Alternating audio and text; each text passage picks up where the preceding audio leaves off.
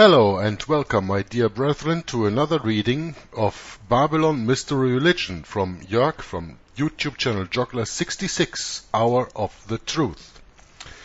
We have arrived at chapter 9 called Religious Fraud, and this is where I pick up the reading of Babylon Mystery Religion, the book from Ralph Woodrow.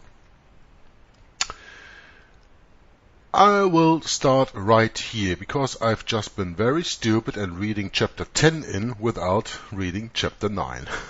I'm sorry, I wasn't supposed to skip that, I just saw over it. So here it comes now, but the videos will be uploaded in the right order. The author says that the sale of relics, it's called religious fraud, as I already said, I think, the sale of relics, church offices and indulgences became big business within the Church of the Middle Ages. Pope Boniface VIII declared a jubilee for the year 1300, and offered liberal indulgences to those who would make a pilgrimage to St. Peter's. An estimated 2 million people came within that year and deposited such treasure before the supposed tomb of St. Peter's that 2 priests with rakes in their hands were kept busy day and night raking up the money. It's not very much different from today. All the money goes to the Vatican. Much of this, the author continues, was used by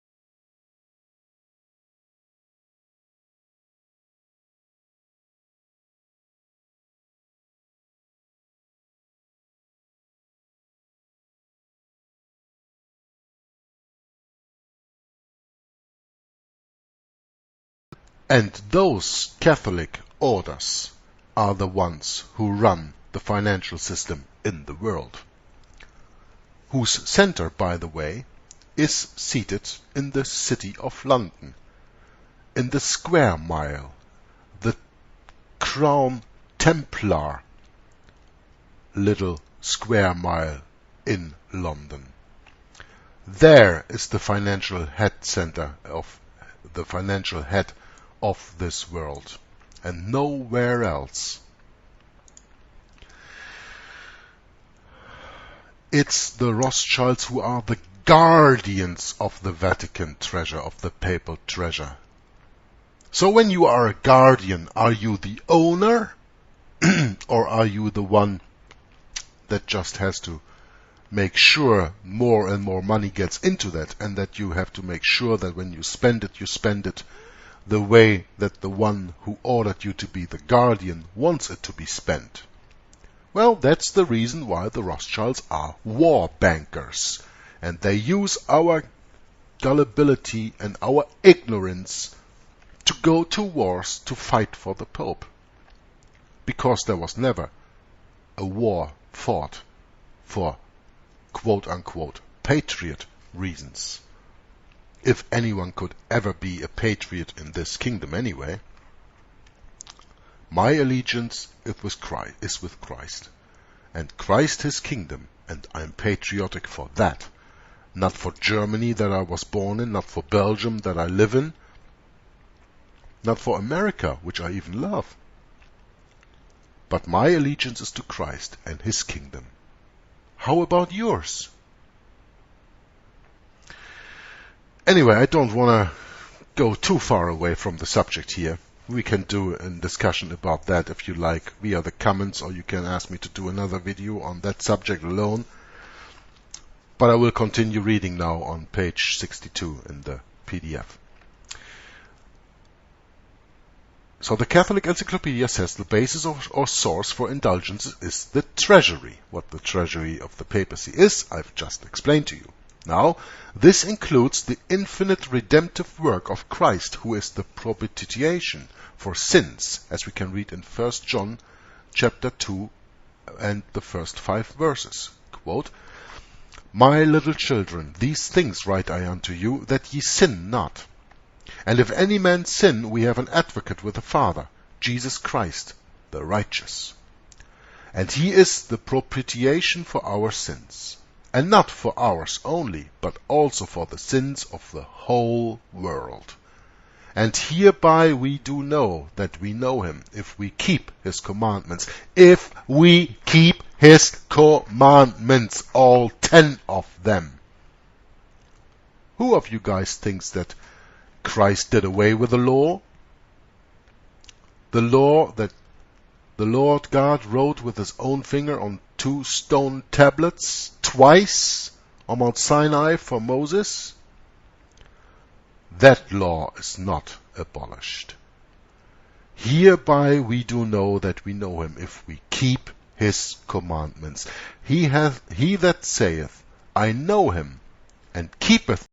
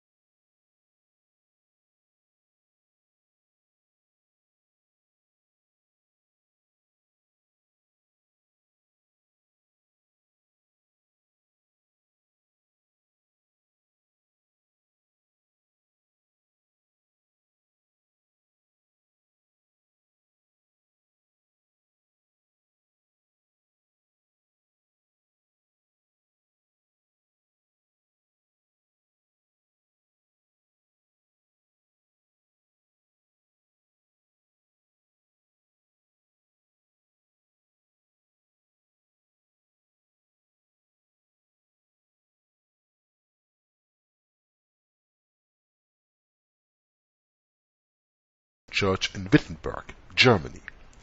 His 27th point was against the idea that as soon as money went into the collection box, that souls would escape from purgatory. You can read the 95 Theses if you want for yourself online. They are everywhere to be found on the internet.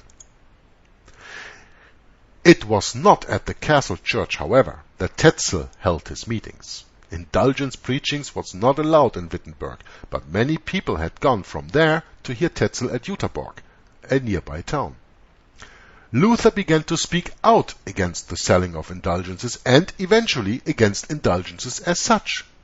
He was denounced by Pope Leo X for saying, quote, "Indulgences are pious frauds. Indulgences do not avail those who gain them for the remission of the penalty due to actual sin in the sight of God's justice." Unquote.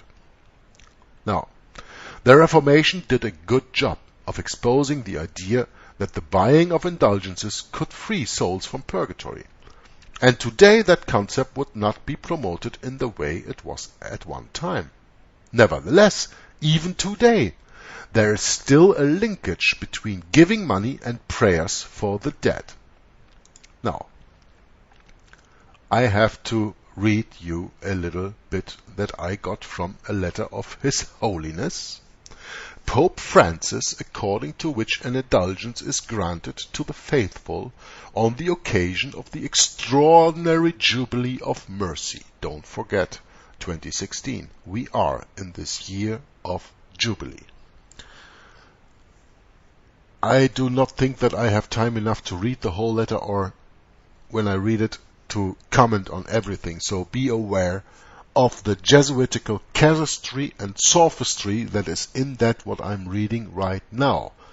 The letter of His quote-unquote Holiness, Pope Francis. To my venerable brother, Archbishop Rino Fisichella, President of the Pontifical Council for the Promotion of the New Evangelization. With the approach of the extraordinary Jubilee of Mercy, I would like to focus on several points which I believe require attention to enable the celebration of the Holy Year to be for all believers a true moment of encounter with the mercy of God. It is indeed my wish that the Jubilee be a living experience of the closeness of the Father, whose tenderness is almost tangible, so that the faith of every believer may be strengthened and thus testimony to it be ever more effective. My thought first of all goes to all the faithful who, whether in individual dioceses or as pilgrims to Rome, will experience the grace of the Jubilee. I wish that the Jubilee indulgence may reach each one as a genuine experience of God's mercy, which comes to meet each person in the face of the Father who welcomes and forgives, forgetting completely the sin committed. To experience and obtain the indulgence, the faithful are called to make a brief pilgrimage to the Holy Door, open in every cathedral or in the churches designated by the diocesan bishop, and in the 4 papal basilicas in Rome, as a sign of the deep desire for true conversion. Likewise, I dispose that the indulgence may be obtained in the shrines in which the door of mercy is open and in the churches which traditionally are identified as Jubilee churches. It is important that this moment be linked first and foremost to the sacrament of reconciliation and to the celebration of the Holy Eucharist, putting Christ in a wafer of bread, with a reflection on mercy. It will be necessary to accompany these celebrations with a profession of faith and with prayer for me, for me, the Pope, and for the intentions that I bear in my heart for the good of the Church and of the entire world. Additionally, I am thinking of those for whom, for various reasons, it will be impossible to enter the Holy Door, particularly the sick and people who are elderly and alone, often confined to the home. For them it will be of great help to live their sickness and suffering as an experience of closeness to the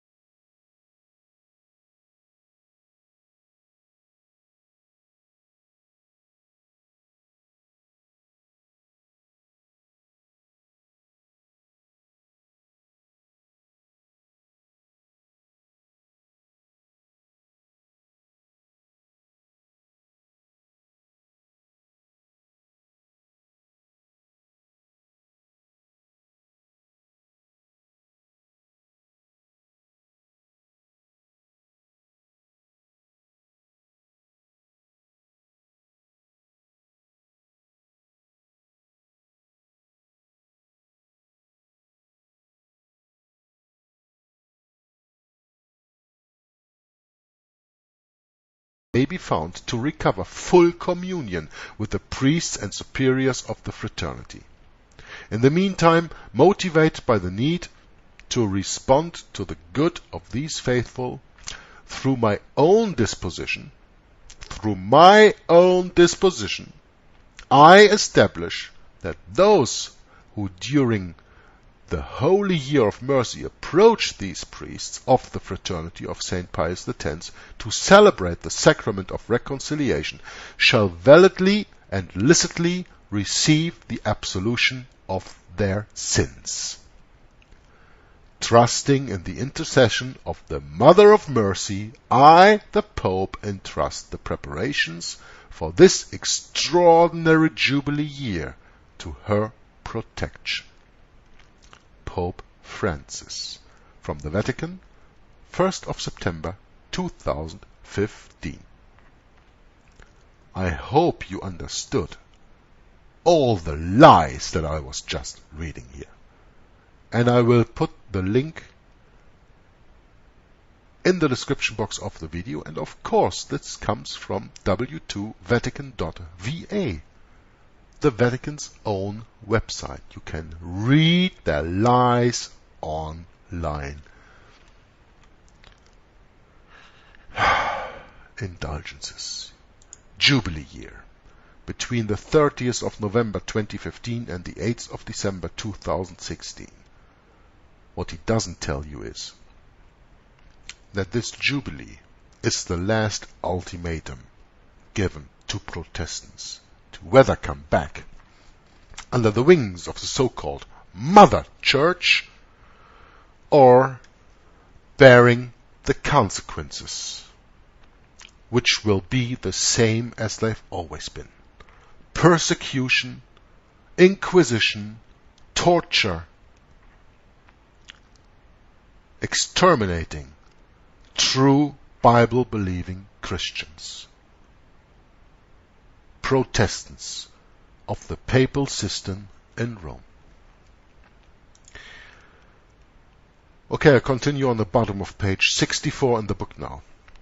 Since priests must admit they have no way to know when souls actually pass out of purgatory into heaven, there is never really a settled peace in the matter. There's always the possibility that more money should be given on behalf of loved ones who have died.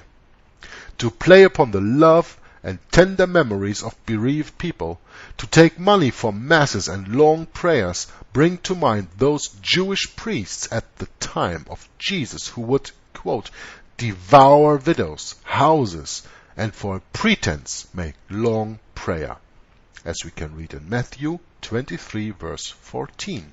Quote, woe unto you, scribes and Pharisees, you hypocrites! For ye devour widows' houses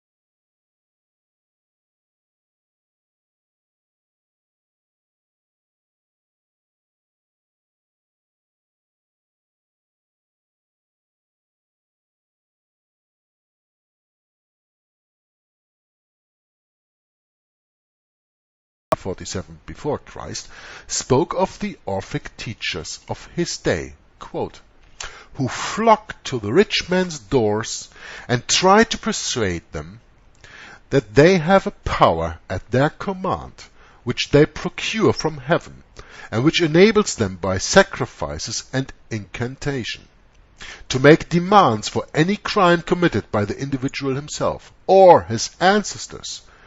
Their mysteries deliver us from the torments of the other world, while the neglect of them is punished by an awful doom. Unquote. There have been times when so many Chinese Buddhists came to buy prayers for the deliverance of their loved ones from purgatory that special shops were set up for this purpose. There is an elaborate description of purgatorial suffering in the sacred writings of Buddhism. In the religion of Zoroaster, souls are taken through 12 stages before they are sufficiently purified to enter heaven. The Stoics conceived of a middle place of enlightenment, which they called empurosis, that is, quote, a place of fire, unquote. The concept of giving money on behalf of the dead is very ancient, a point which may be seen within the Bible itself. Apparently, the Israelites were exposed to this belief, for they were warned not to give money for the dead, as we can read in Deuteronomy 26, verse 14. Quote, I have not eaten thereof in my mourning, neither have I taken away aught thereof for any unclean use, nor given aught thereof for the dead. But I have hearkened to the voice of the Lord my God, and have done according to all that thou hast commanded me. Unquote. After presenting detailed evidence for his conclusion, Hislop, Alexander Hislop, in his book The Two Babylons, says, quote, in every system, therefore, except that of the Bible, the doctrine of purgatory after death and prayers for the dead has always been found to occupy a place. Unquote. It is very possible that concepts about purgatory and certain ideas linked with Moloch worship stemmed from a common source. It appears that various nations had the idea that fire, in one way or another, was necessary to cleanse from sin. The Israelites were repeatedly forbidden to let their seed, quote, pass through the fire to Moloch, unquote, as we can read in numerous places in the Bible. Leviticus 18:21, Jeremiah 32:35, 2 Kings 23 verse 10, and I'm going to read all these quotes to you right now, of course, like always, from the King James Version. Don't pass through fire. By the way, this comes back in the next chapter, so remind yourself of what I read right here now when you listen to me in chapter 10. Quote, and thou shalt not let any of thy seed pass through the fire to Moloch, neither shalt thou profane the name of thy God. I am the Lord. And they built the high places of Baal, which are in the valley of the son of Hinnom,